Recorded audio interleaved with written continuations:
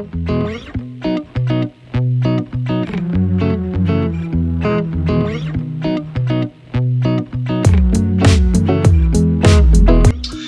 and welcome, my friends, to the show that never ends. Kieran's just got home from Wycombe. It's been his mum's birthday, so poor old Kieran's had to trudge all the way up here and trudge all the way back down. Did you enjoy your birthday, Kieran? My birthday? Your mum's birthday. Oh, mate, as you know, it was absolutely exhilarating, and the fun never stops, did it? It didn't stop. It just went on and on. All that lovely walking out in the rain and stuff yesterday, etc. And the quantity of cakes, can I say, that Kieran ate today was just overload, mate. Yes, it was. It doesn't really go with my kind of demeanour that I show to people. It was it was embarrassing, to say the least. Yes. It was the quantity of cakes you left behind, though. It was pretty shocking. Yeah, no, left the chocolate in the fridge for you, mate. Don't worry. Chocolate in the fridge. Okay, right. Well, let's get a move on then. That's Kieran's life for this weekend. Sort of, except we got two brilliant games that we've had, haven't we? We've had the Wycombe Wanderers game, and we've had the Liverpool Manchester City game that's just finished. Kieran was in a car travelling back to Portsmouth while Daddy watched it. I did watch quite a bit of it because I decided that I don't need the rest of my data for the month, so I used it on that. Not for all of it. The first half particularly, I didn't use it too much because we were crap, but I did a bit for the second half. Okay. Well, that's good to hear. So I thought this time, we'll have sort of like two little quizzes for you today. Have you got a note on the time just to make sure we do not? It is 7:45, so 8:45. I'm saying. Okay. Because last week it went a bit berserk. Okay, so we're going to have two little type quizzes this time. The first one, because it was such a big day for Liverpool at Anfield, I thought I'd do you 5 quick questions about Anfield. Okay? Goodness. And then we'll get on to the general football ones other people can try and answer. Mind you, they might get these, you never know. So shall we start then? It's time for Kieran's quiz time.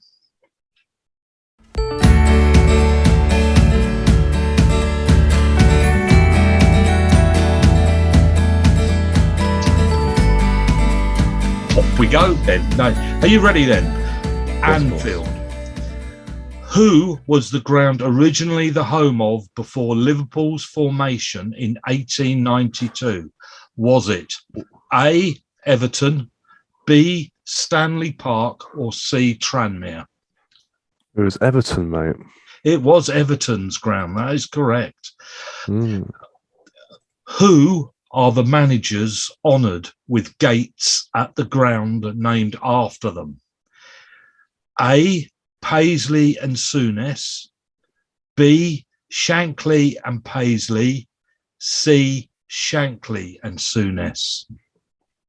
It would have thrown me off if they throw Dalglish in there, but no, it's Paisley and Shankly. Paisley and Shankly. You are correct on both, so you're 2-0 up. Number 3, which is the largest stand at the ground? This is before building works begins, because they're just about to make the place bigger. A, Anfield Road stand, B, the main stand, or C, the Sir Kenny Dalglish stand? Which one's the largest? Anfield Road, the main, or the Sir Kenny Dalglish? Go with the Sir Kenny Dalglish one. Wrong. It's the main stand. I should have probably got that one. Yeah, it's a bit really, because it's going to be it? one down the side rather than an end for a start. No, the Sir Kenny Dalglish one is one of the side ones. Is it? Oh, okay. Yeah. Okay. Who did Liverpool play against in the record attendance at the ground? Was it West Bromwich Albion, West Ham United, or Wolverhampton Wanderers? And I bet you can't, just for an extra point, say West Bromwich Albion, West Ham United, and Wolverhampton Wanderers really quickly 5 times. I'm not even going to try. No, okay. In case I say something I shouldn't. Okay, so the record attendance was 61,905 people against who? We'll go with Wolves. You're correct. It was Wolves back in 1952 in an FA Cup tie. Number 5. What are the words on the sign leading from the players' tunnel to the pitch? Oh. Is it abandon hope, all who enter? Come on, you Reds, or this is Anfield? This is Anfield. It's correct. It is. This is Anfield. And so with that, we'll give that one. What? So you got 4 there, didn't you? You got 4, yeah. That'll do. That'll do. That'll do. That's all right. And now we'll move on to where we were in the English Premier Quiz, where we seem to ask the same question every time, which always sort of baffles me a bit. But here we go then. Now, are we playing in Europe this week? That was last week, wasn't it? Yeah. Yeah.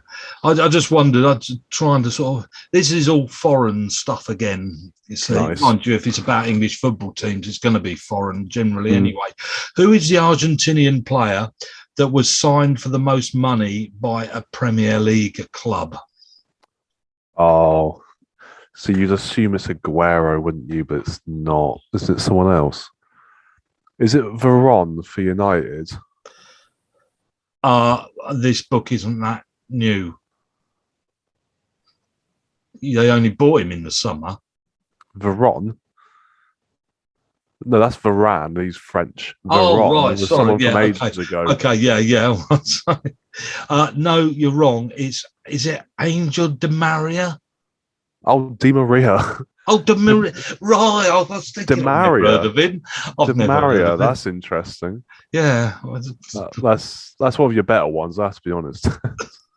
I'm just looking at the answers to the next 4, seeing which ones I won't be able to pronounce in those as well. Okay, who is the USA player that was signed for the most money by a Premier League club? USA. There haven't been many. Landon Donovan. Are you really going to give me that as an answer? Oh yeah, because you know who it is. Clint Dempsey, maybe. You're still way off. Well, you're not getting it right, even though you've had 2 American. attempts. American. Yeah, he plays for Chelsea. Oh, Pulisic. Sorry. Goodness sake. That's shocking, Kieran. Shocking. Yeah, I can't remember. A Colombian player was signed for 42 million. This is the most a club has paid for a Colombian player. Who is it? Colombian. Chelsea at one point had Cuadrado, but he couldn't have been 42. James definitely wasn't 42. Falcao wasn't 42. Aston Villa had someone called Sanchez, but he couldn't have been 42. 42 mil. Colombian. Have I named him in those ones I've just said? Yeah. I'm going to say Sanchez. You're correct. Well done. Thank you. Davison? Yeah, he's not that. Davison. Yeah, it's not that great. Not a very Colombian name, is it? Not very. Not 42 mil either.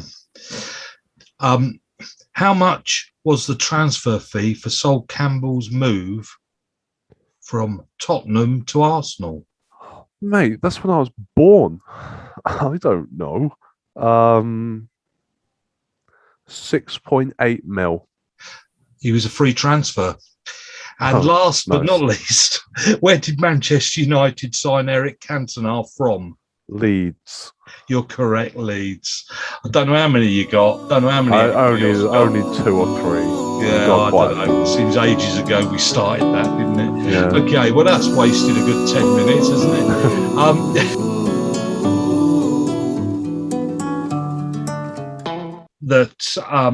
the Belgians will play like their fellow Scandinavians, Denmark and Sweden, said Andy Townsend.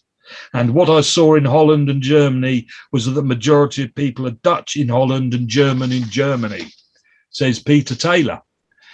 Wow. And Keith O'Neill gets it completely summed up about what's going on out there when he said, "The world is my lobster." So, very intelligent people.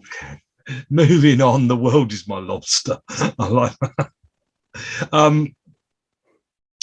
Subjects. Well, we've got to start, haven't we, with Wycombe Wanderers.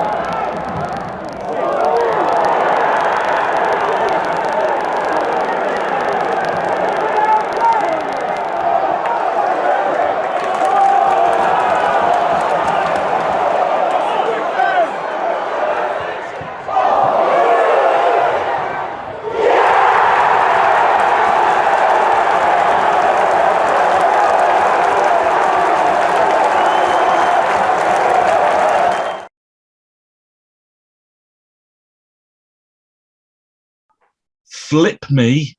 Kieran was here back in Wycombe, and Kieran did me a really big favour because it was Kay's birthday. He'd had both of us gone to see Wycombe. We both wouldn't have been allowed. We would have both been, Kay's birthday comes first after all. So Kieran did the right thing, and he said he wouldn't go so I could sneak out the back door. I prioritised going to Costa and to Primark so that you could go to football. And I have to be honest, at half time, even I was thinking Costa and Primark are better than watching this. Wycombe 2-0 down at half time. Shocking. Absolutely shocking. I mean, there wasn't one decent player on the football pitch, and you're thinking, we've had it. Morecambe were doing so well. They were playing so well, and Wycombe were just shocking. And it was cold, and you're standing behind the stand, and it's pouring with rain.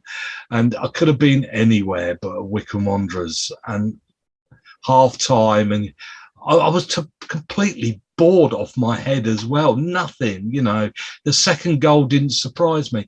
The first goal was so poor that it was a shot from outside the box that trickled through the players and over the line. I had time to run onto the pitch and kick the ball up the other end, but all the players just watched it trickle over the line.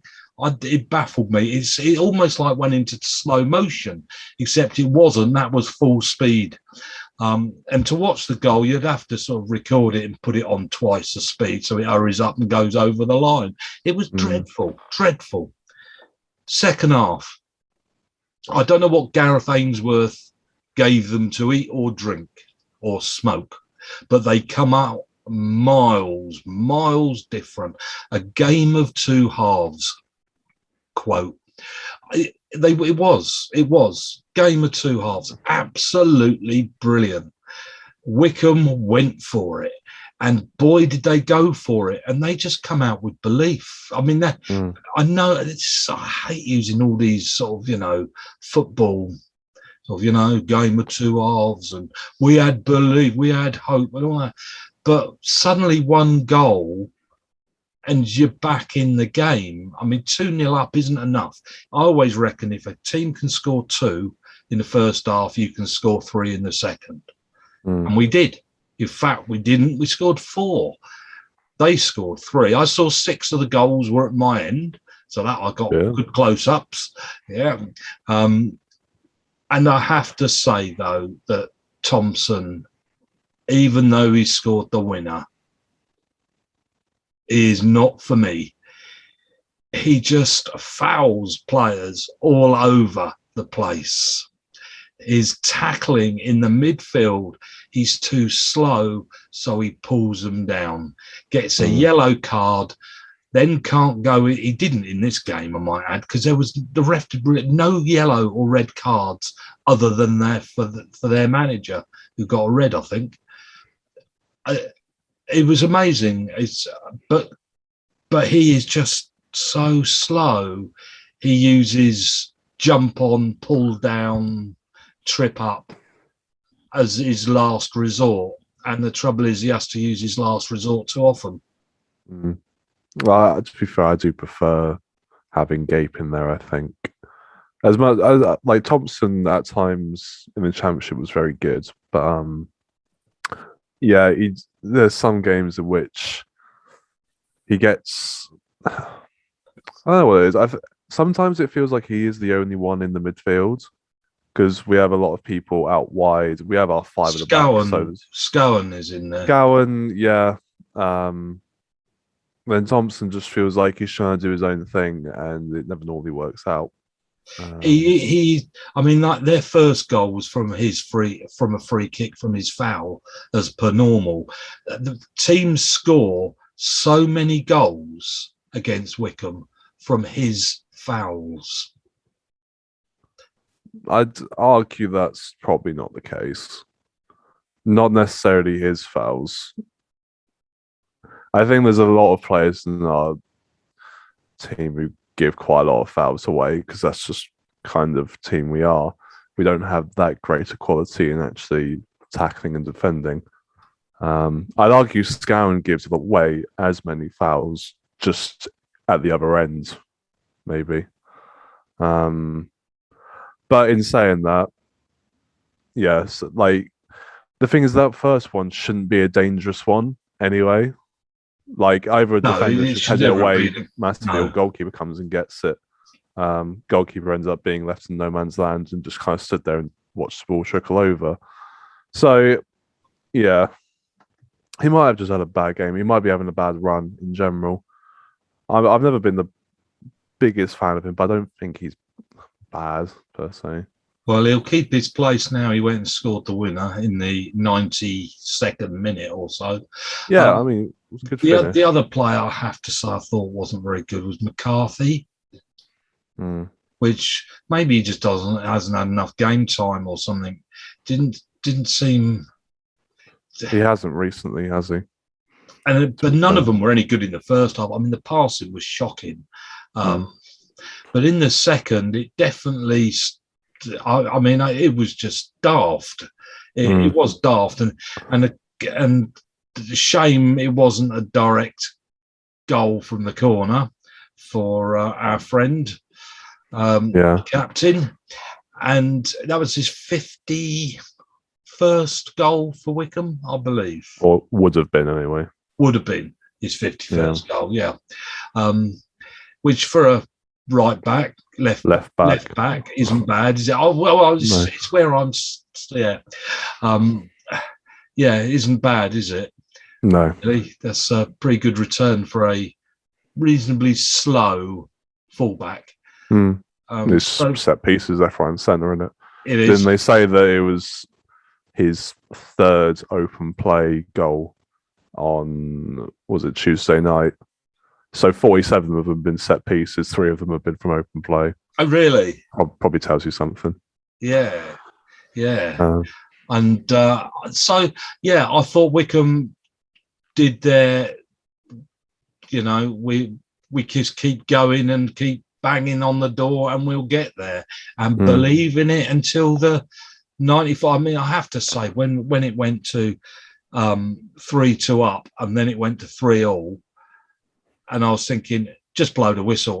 Let's just go home now. I'll take the point. And luckily enough, we didn't. We took all 3, and I was impressed with Ainsworth going up the other end and actually clapping the Morecambe fans as well. I mean, that's about a 500-mile round trip. That is, to have on a drudge day like that, to be 2-0 up and cheering at half time, and then to walk out the stand having lost 4-3. Yeah, must have been. I mean, they were singing away, and there weren't hardly any of them. But I imagine those Morecambe fans would either think, "Oh, what a nice gesture," or piss off. well, he actually did. He said something to the press afterwards about, he was really impressed with the fans and, and all their shouting and singing. There weren't many of them, and he hopes that they managed to stay up in this division. They deserve to. And I have to say, I thought Morecambe looked far better than I was expecting. They looked good. They did look good. I'll give them that. Their third goal was really good as well. As much as it shouldn't have been allowed to happen, it was very good. Yeah.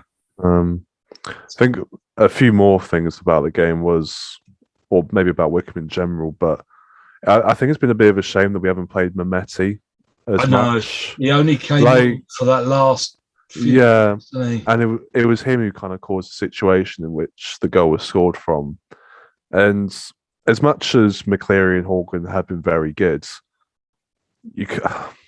from what we've seen of Mehmeti, he could be like he could be the league's best player kind of category. Yeah. Like he could take anyone on and beat them. I'd use him instead of Horgan. I would. Yeah. It doesn't have to be that he plays week in, week out instead of Horgan, but just some games in which you feel like it's appropriate, play him instead. Because I think it's a bit of a shame leaving him on the bench for so long, and then he may well leave, and we don't get to see the best of him. Actually, the piece that you wouldn't have seen, the little clip that you wouldn't have seen, was Horgan being substituted, and I never realised Horgan could run so fast when he went off the pitch, because he'd obviously been told to get off the pitch fast, and he ran off the pitch. I've never seen him move so fast, and I think it's the. I mean, he actually hit the ball at goal and scored a bit. Again, it was a great, happy goal, but yeah, that's what he doesn't do. He hasn't been able to score goals. He doesn't have the finishing.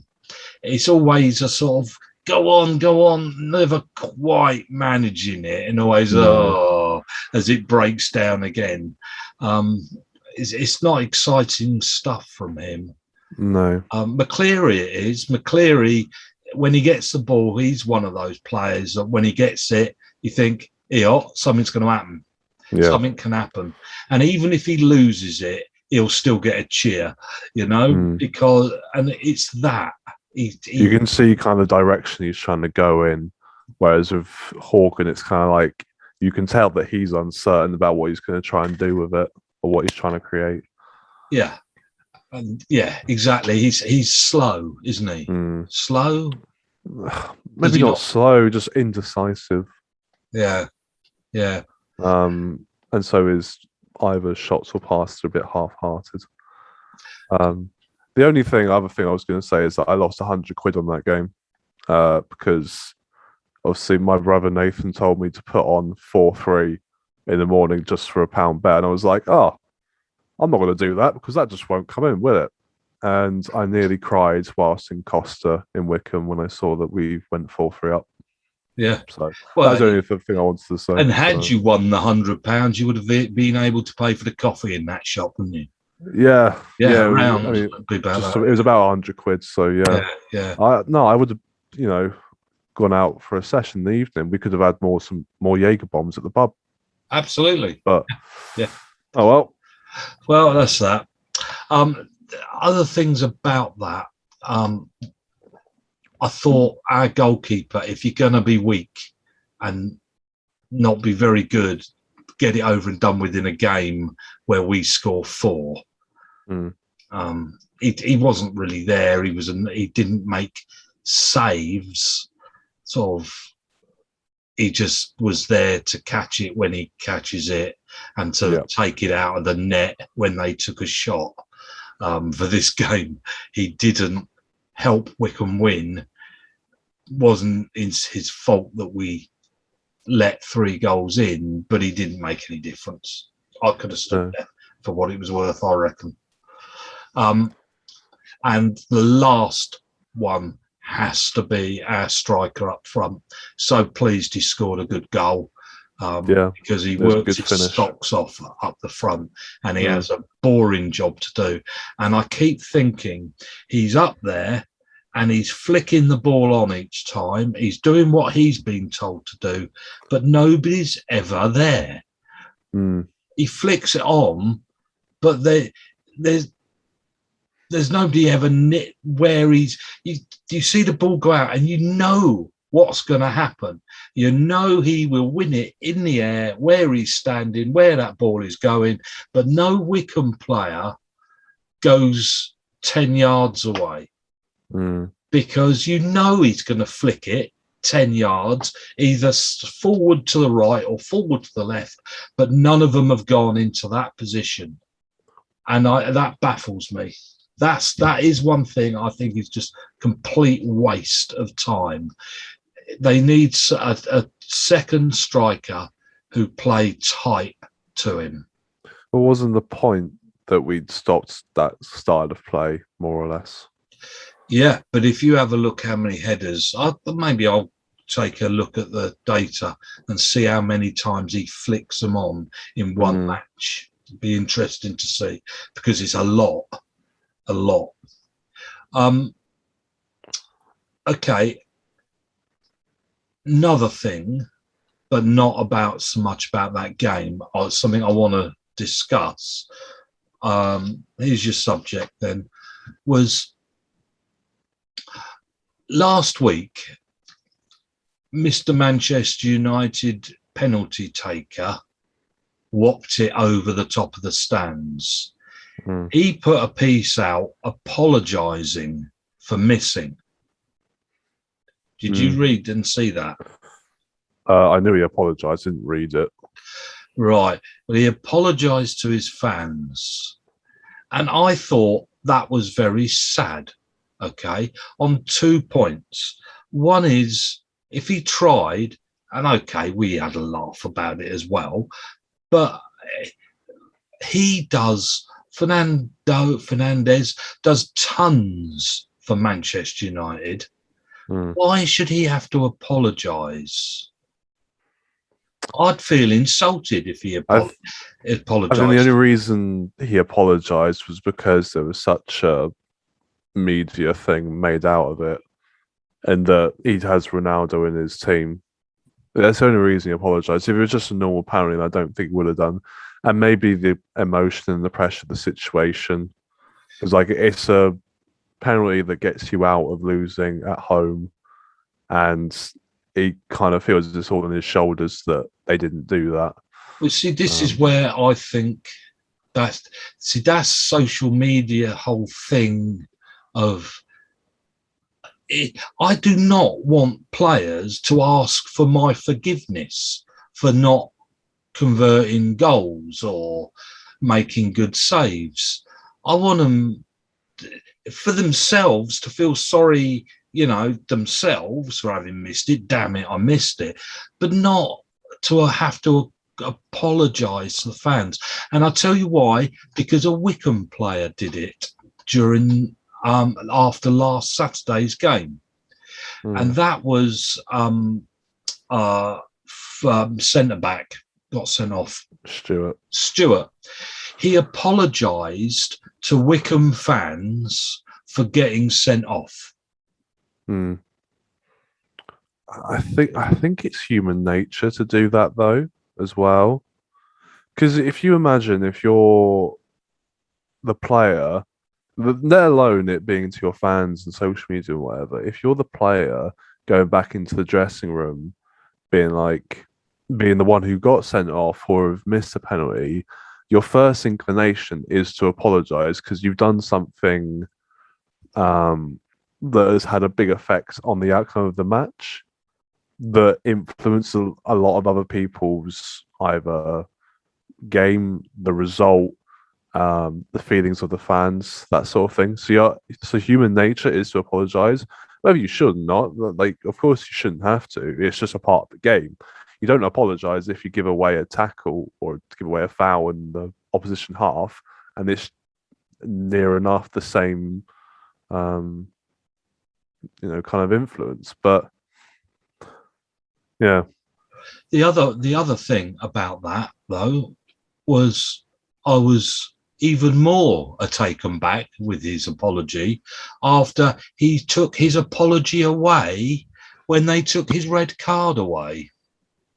So he said, I don't feel like I need to apologise to anybody anymore, or to you. I take that back because I've had my red card taken back. I didn't really understand his tweet either. Let me get it up. It confused me when I saw it because, I don't think it was worded very well. I think that's partly why. Problem is, there's a lot of Anthony Stewarts. Here we go. Yeah. I just found it really. I find that. Yeah, he said, apology taken back, but thanks for all the nice messages and words of encouragement. It's just like, why? Well, he did something he shouldn't have done, or he didn't do something he shouldn't have done. And therefore, either if you are sorry for what you have done, then okay, you don't need to apologise to me. But if you're going to write it, fine, but I don't care. But then to say, I'm sorry, oh no, I've changed my mind, I'm not anymore. Well, he's treating me like a moron, actually. I don't like that. My opinion of him has sort of gone a little bit. He doesn't come across as completely, It's just that there's no need to say it. Even if you do think it and whatever, that's just you. But there's no need to say it. There's no need to put it in the public eye and people to kind of raise their eyebrow or just squint at it and be like, why have you said that? There's no need to say that. You just kind of get on with it. All you say, I would have thought footballers get taught this as well. All you need to say is, really happy the red card got rescinded. Looking forward to the game on Saturday. That's all you need to say. You don't need to say, I'm taking my apology back. I don't need to apologise. It's just a funny. It's a weird thing just to say. There's no need for it. I just wish all I want him to do is play bloody good football for Wycombe Wanderers. If he has a bad day, he has a bad day. If he has a good day, great. If he has a good day, everybody's going to praise him like mad. If he has a bad day, you'll get the occasional moron who swears at him. But they're going to anyway. But don't come asking for my apology and then changing your mind if the ref changes his mind. That's pathetic. I'm sorry. That whole thing, doing all their write-ups on Twitter and all that. Oh no, thank you. No, thank you. Don't need that. I think tweeting everything is fine, but just the way it was put out was just a bit miffed. Yeah, very, very odd. Very odd. Okay, I am watching the clock. Okay, we got half an hour. Don't worry. Yeah. Okay, I think we just went past Steve Bruce's 1000th game, by the way. Oh, fantastic. So we should have a party for his 1000th managerial game, losing. I think that was, I think that was his 1000th. Yeah. So I just wanted to bring that in. Well done, Steve. Well done, Steve. I'm sure your parents are proud. No need to apologise to the Newcastle fans for all your errors. We don't have time. We've only got about half an hour left.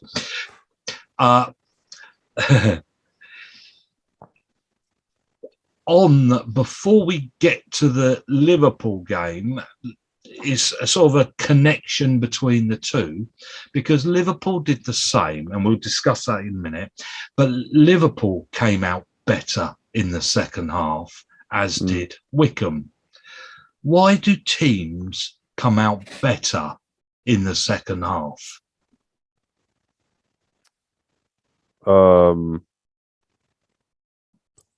What changes in 15 minutes of half time that couldn't change within the game? Why is the quote, it's a game of two halves? What happens if we played for an hour without a break? Would everybody just have a bad first half? Maybe you'd have a bit more one-sided games. It is an interesting one, to be fair, but going sports science mode here, there's a lot of really small factors that play probably quite a big part. Like, I this sounds really myth to me to say, but changing ends, I always felt it had a big difference on how I played. Because there's just this various little factors that just change kind of your perception, whether it's the sun, whether it's for players at Liverpool or Man City, fans around them, and different little kind of, because obviously their perception has changed, and there's different elements, there's different billboards, there's different kind of advertising boards, and your attention kind of gets drawn to other things. And so little things will change, and then obviously you have the managers shouting "Barmy" at them at half time, like I imagine Klopp did. So there's an awful lot of factors. Because it did cross my mind about the conditions on Saturday, whether that made any difference, because 6 of 7 goals were scored at one end. I did wonder about the sort of the direction of the rain, goalkeepers, etc. I did the wind. I don't know. It did make me wonder whether there was an advantage playing in one direction rather than the other. I did wonder, but it couldn't have just been Ainsworth saying, "Come on, guys, buck up. Pull your trousers up. Let's kick it better." I mean, it couldn't have been that. I mean, it could also be. We'll put it into the examples of the Wycombe and Liverpool games.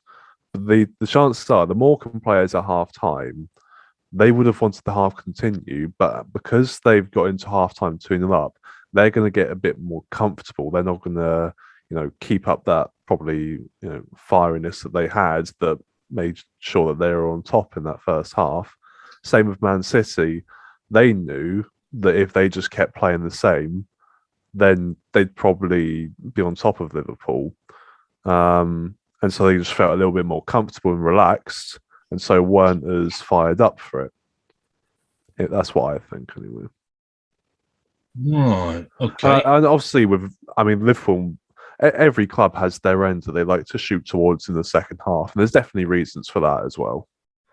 Wycombe especially, Liverpool especially. Yeah. Mind you, Liverpool played the wrong way. Liverpool played the wrong way. And I definitely do think that has an effect.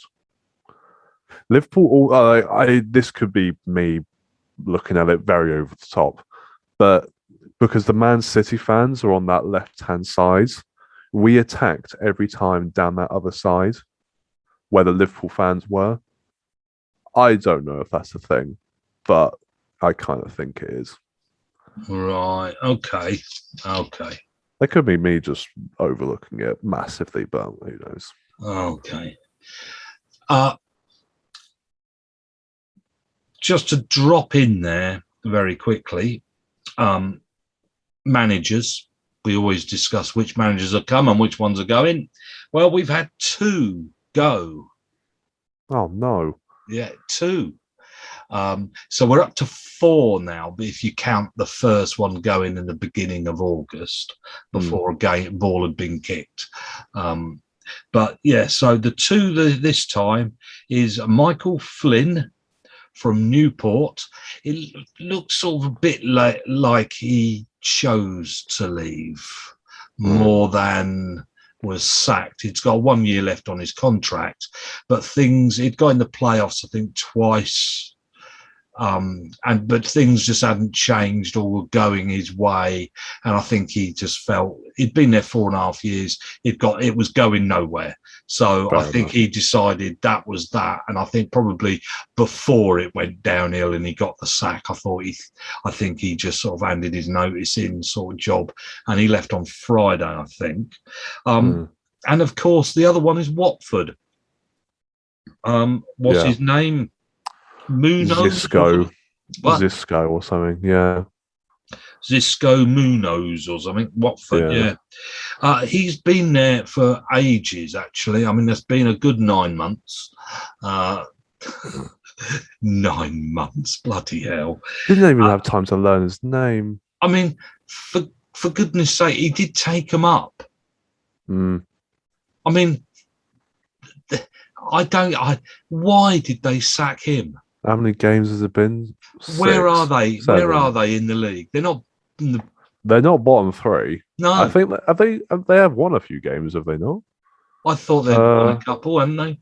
They are 15th. They've won 2, drawn 1, and lost 4. So realistically, so they've played 7, got 7 points. That would probably just about keep them up. I don't know what they want. I mean, he hasn't been there long enough, has he? And they're not in the bottom. Unbelievable. I feel sorry for him, but then he should know. And anybody who takes that job, well, what a wally. I think one more win in their 10th. It's that sort of thing.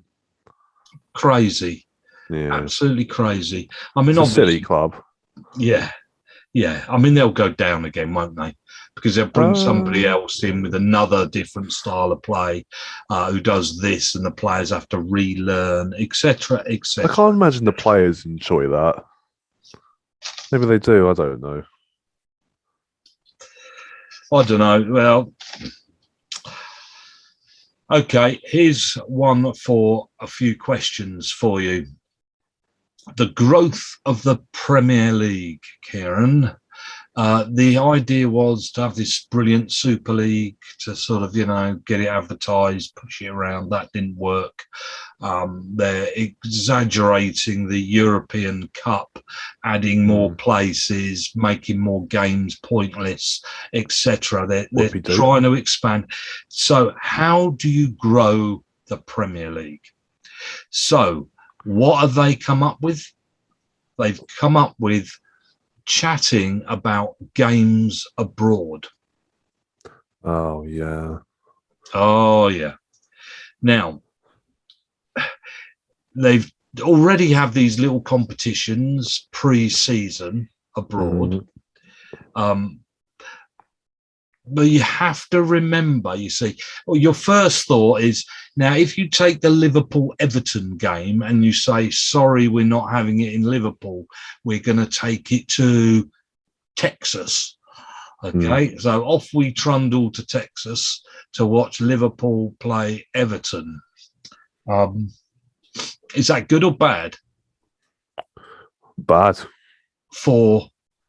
The fans and the players. And the manager, I imagine. Don't think Klopp will be too happy going to Texas. No. Well, the problem is that it's foreign owners. How about the owners taking it to their own country? Oh, I'm sure they'd love that. Yeah. Now, if you are a big Liverpool fan in Asia, they have a fan base as well. They're bringing in tons of money as well. They're buying all your shirts as well. Their TV money is probably more than they're getting here from Sky. I mean, the TV money coming in from Asia, etc., is massive. Their money is keeping your club where it is. So what are your club going to do to build that fan base in Asia? Isn't it take Liverpool to Asia? And if they take Liverpool to Asia, how do they do it? Yeah. Are we saying this hypothetically? Because obviously I don't want this to happen. It's got to happen because they need to expand the Premier League. They don't need to expand the Premier League. The Premier League is still growing anyway. Is it not? But surely they've got to take it other places, haven't they? Are you playing devil's advocate, or are you a little actually bit saying this? Yeah, the fan bases all across the world are growing regardless. The way that you expand it in various countries is by buying players from that country or of that nationality. I think you'll find that. I did see a stat about it a long time ago, but 85% of football fans in Egypt are Liverpool fans for obvious reasons. They follow their best player, and so in Asia, I imagine, particularly in Korea, a lot of them will be fans of Spurs because of Son. Yes. So this is kind of a different way of expanding it, but I mean that is kind of how it works. If Salah went to Barca, they'd all go and support Barca. He's not going to go to Barca because they're crap at the moment, but that's kind of idea. What about?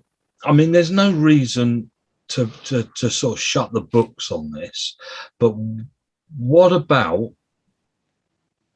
Liverpool taking the games such as Liverpool-Watford? And taking Liverpool, I know you're Watford fans, but we want to see him play Liverpool. Yeah. But what about then handing out tickets and different things, free tickets to people here as well to take it abroad? So you're offering fans something. What they actually need is their own little competition of English clubs in these countries. Yeah. Or, that's what the pre-season's for, isn't it? Yeah, but it's got to be a bit more competitive. Serious. They want competitive games. Yeah. Isn't it? Wasn't the idea was that it was going to still be the 38 normal games over here, and then there was one extra? Wasn't that the idea? Yeah, I don't know how they decided upon who plays who for that one extra, but I mean, I don't know. I think we're not going to answer anything, and it's just a waffle, maybe. But it is going to happen. It will happen. They are looking at it, and all the owners are discussing it and how to make it work because they need it to work because they want it to grow. If you sell, it's a business that they will sell abroad. Well, as much as we think it's gone away, the Super League will happen at some point, whether that's 10 years or 100 years, it will happen. And they would have taken that abroad. It wouldn't have all happened. Oh, no, it would have been home in away. Europe. Absolutely it would have been around the world, those games. Yeah. They're using players as just objects so they can just place in different parts of the world. Yeah. It almost takes for a player to get seriously injured as a result of all these games around the world for them to realize, oh wait, maybe this is a bit stupid.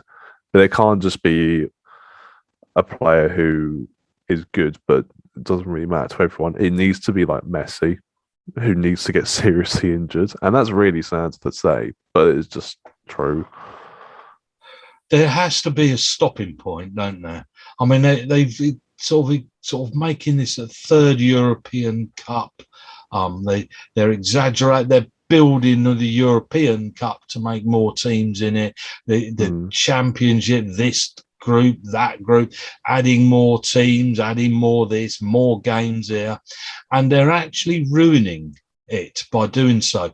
I mean, what happens in January to Liverpool? everyone goes to African Cup of Nations, don't they? They do. So, Not gonna have a team. which players do you lose, Kieran? Well, our best ones, Salah and Mane and Keita. We are stuffed in January. I don't know whether Liverpool have realised this, but we are stuffed. Yeah. So already all this is causing a problem, isn't it? That will be a problem. Having a World Cup every 2 years, which they're really... there's been some Premier League clubs are actually agreeing with him that should happen, the World Cup every 2 years. He's starting to get backed by countries as well. I'm sure they are. It'll be everyone apart from England, I'd imagine. Yeah. I mean, you realise that this time next year we'll be close to playing in the World Cup, and we're in October. Yeah. Like, it's just insane, isn't it? Realistically, as much as this sounds quite sad, people are interested in football for their lifespan, and football can be that way for their lifespan, and it can be the most entertaining thing in the world. Whereas they're trying to make it entertaining over like a 500-year kind of period of time, in which no one's alive for that period of time, and so it doesn't matter. They should just keep it the way it is, and so it will always be that way because everyone enjoys it, and no one's really complaining. The only thing that people want more of is money, and it's the owners and people abroad. But unfortunately, people who are abroad, Liverpool is in Liverpool, and that's just how it works. You're like, I don't know if that's just sounding quite, insensitive, but I don't know really how else to put it. Well, yeah. I mean, whenever these topics come up about Premier League, etc., I'm always grateful I support Wycombe, to be honest. Don't have that problem. I can just go down the road and watch my team. Hopefully nothing will happen to Wycombe and teams like Wycombe, because without that, then football will crumble. And the unfortunate thing about what happens in terms of football around the world is that even if fans in England stop going or stops liking football, it doesn't make a difference because we're a very small portion of football's overall fan base. That's right. I mean, it just crossed my mind, of course, Wycombe American owners, he's now got a Wycombe Wanderers American fan base where he lives. Yeah. And that's growing, and they're sort of watching the TV and watching Wycombe, etc. I mean, if he took Wycombe Wanderers over there and voted to have them play, Nottingham Forest over there or something, I'd be pretty miffed in taking my Wycombe Wanderers away. Yeah. It's bad enough trying to get to Manchester just for a League Cup game, isn't it? Yeah. Let alone a different country. Anyway, okay then, let's talk about Liverpool and Manchester City. Well. First half, game of two halves. Yeah. What was wrong with Liverpool? Slow and lack of energy. Maybe almost like a lack of direction in how we were going to score. Pegged back a bit. Foden pegged Milner back a bit, didn't he? It seems we didn't have. We've never really had a right back option against Man City. A lot of the times we played them, Trent has been found out. Milner against Foden is it's disgusting. It just shouldn't happen.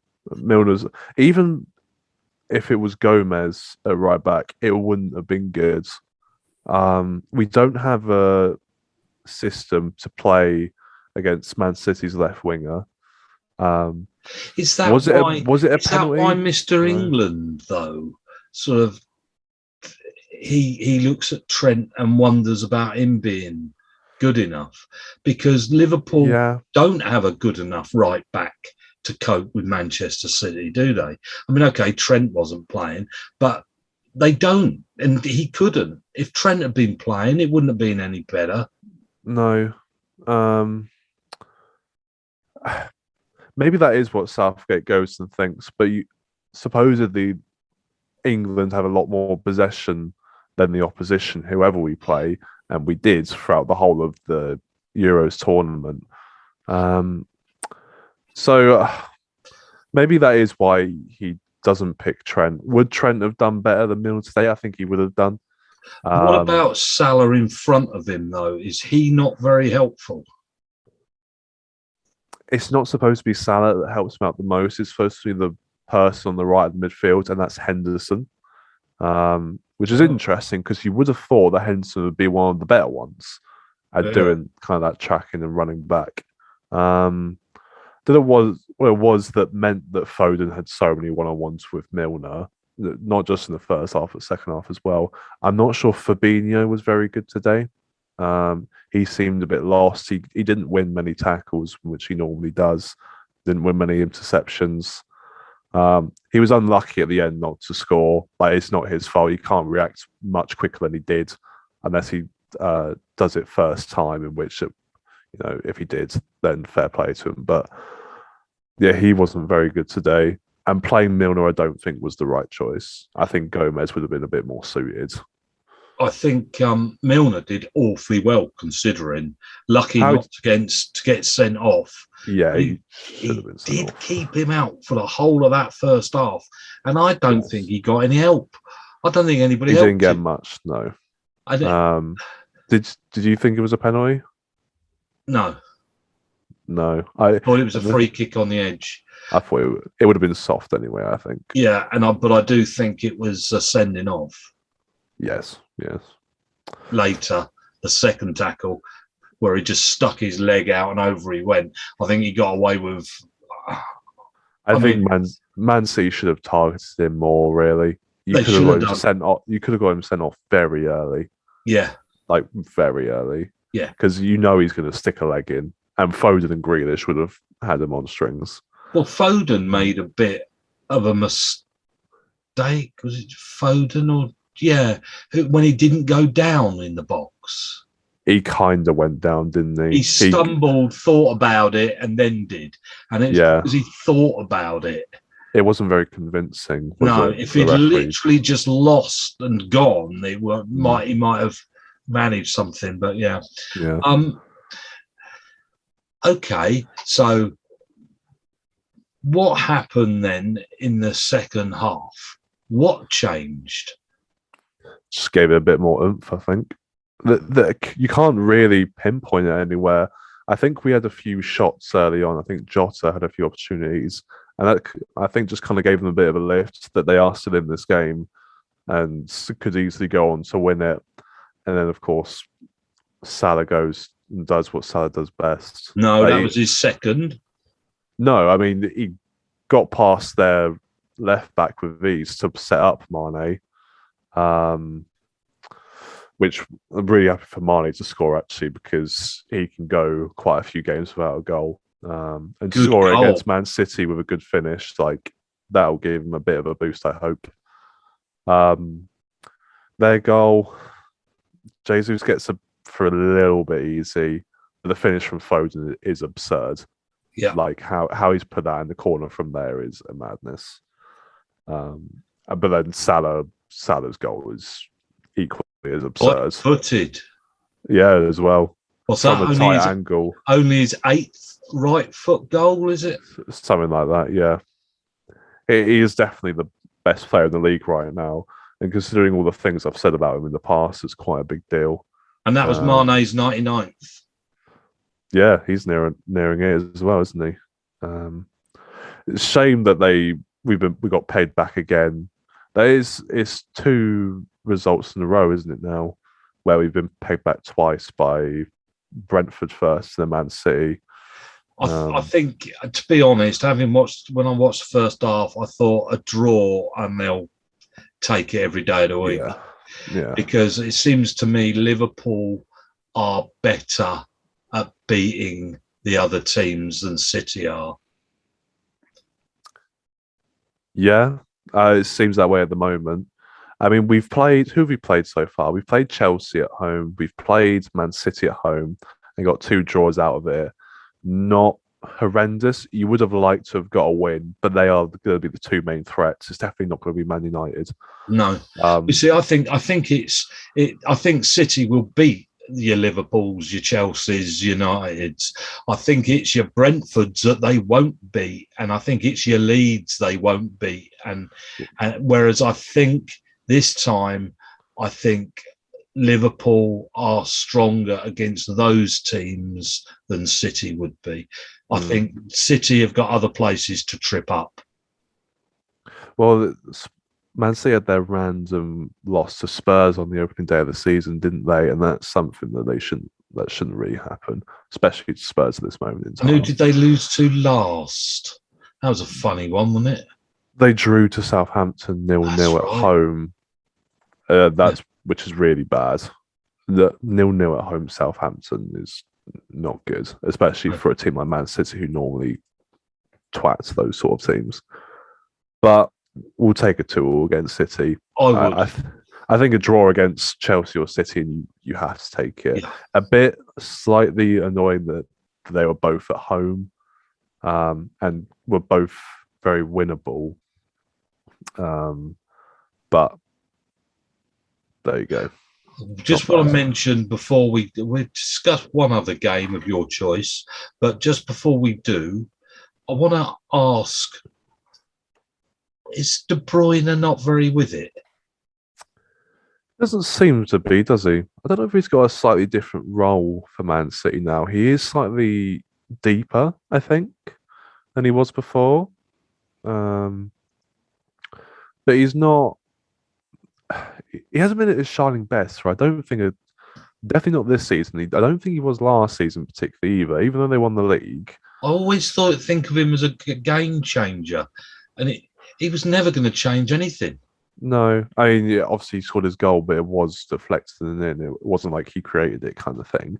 He didn't. No, some of his passes were just a little bit lackluster and that sort of thing. Yeah.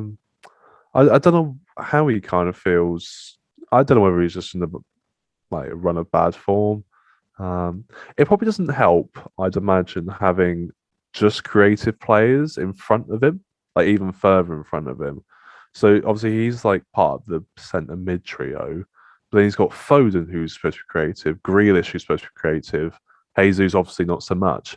But he already has 3 players in front of him who are supposed to be, as creative as he is. And maybe that takes away a bit from what he's been able to do. Because obviously before he's had Sterling and Aguero and Mahrez, and they're all there to finish. They're not there to create, really. And Sterling was very good at that. The number of tap-ins Sterling would get from a De Bruyne cross would be amazing, but it hasn't really happened like that recently. No. Okay, pick a game, Kieran. What games were there? We had United, Everton. Interesting. Chelsea, Southampton. Did you watch Brighton versus? Oh no, you obviously yes. Wouldn't. Brighton versus Arsenal was very good though. I did. I saw most of that. Oh, did you see that? Yeah. Good talk about that. To be fair.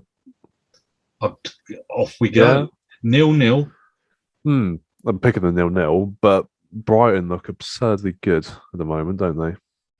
They are good, aren't they? They're sort of West Ham and Brighton, and have sort of seem to have moved along. They've perked up in the last the last season or two, haven't they? Yeah, it's funny because they're more entertaining than some of these other teams. I was surprised, at watching Brighton's misses. Yeah. Again, thinking, here we go, because they threw whopping chances away, and Arsenal held on. It had nothing to do with good defending left him with a clean sheet. Nothing like that. No. Brighton, if only Brighton could afford 2 great strikers, they'd be off. They'd be off. Off they go. They'd be top of that football league. Yeah. Chances. I can't imagine what their XG is, but against Arsenal would have been much higher than theirs. But what's happened to Arsenal? Again, every time they keep the same as Tottenham won today. They keep on, don't they? Nuno, Arteta, which one's going to get the sack? 1 minute it's him, and then the next minute it's him. Next minute he's doing brilliant, he's doing badly. Are they both just very similar and both just generally average? Is that the truth? They're both actually average. I think the thing is that neither of them are going to be world-beater managers. It's a bit like Ollie. There's a time bomb, and at some point they will get the sack. Yeah, I have no doubt in my mind that Ollie, Arteta, and Nuno, none of them will win a trophy before they get sacked. It's just a ticking time bomb in which there's kind of a bit of hope, and you kind of see it sometimes. But at the end of the day, it's not going to be enough. there's no consistency in any of those teams. No, it's not that they're bad managers. It's just they're not good enough managers for where these teams want to be. Because, we've said a lot about Ollie being crap and stuff, but he's not horrendous, but he's not going to win them a league title. They'd be better off if he was worse, because at least they can get rid of him. Yeah. There's just the flicker of hope, and it's just not quite there. I mean, look at who Chelsea, Liverpool, and City have, and look who these three have. It's a tier below, and unfortunately, that tier matters. It makes Leicester's winning of the Premier League in 2016 even more bizarre, because as we know, Ranieri's not that great. Which, by the way, Ranieri's front runner to take over at Watford. That's right. Yes, I saw that. I thought that was really quite funny. Would he take it? Would he take it? Okay, then. I think we'll come to an end there. I think that's sensible looking at the clock. There is one really big conversation for next week, okay, that I will put in there, that we will discuss for quite a while. So it gives you a chance to have a think. Why I was trying to think last week, I discussed why do I enjoy watching United lose? Do I enjoy it more than watching Wycombe win, or is it equal? And then I saw at the Oxford game the hatred behind the stands, even and the fans today at Liverpool sort of so dislike City, and yet the commentators talking about how all the players love each other, and you saw all the Brazilians having a good chit chat after that game. The fans won't do that after a game. No. And I was thinking, so what I wanted to look at was, first of all, style of football, as in what makes Wycombe Wycombe, what I don't like about Manchester United, what I choose not to like about Oxford, and its styles of football, what teams have styles and what teams don't. I mean, what makes Liverpool Liverpool, if you like? What makes Newcastle Newcastle? What makes Wycombe? And where that image of this is Wycombe comes from. And then I want to talk about the whole sort of song thing behind the stands and the dislike, and that whole side of things. Because in America, I read an article about in America how there's none of that sort of rivalry feeling. There's none of the sort of the hatred on the pitch or behind the goals, and they couldn't understand why there is in football in this country. And I wanted to sort of discuss that, really. Fair. I thought to discuss image. and what makes a Wycombe fan, etc. Why, I thought that would be interesting. I'll have a lot more points and a lot clearer to make. Fair play. But Sounds we've good. always known, haven't we, that Oxford are a boring football team. That's one way of putting it, yeah. Yeah, always have been. Yeah. Okay then, and with that, we'll say goodbye, shall we? Kieran, Bye. goodbye, and it's goodbye from me. Bye.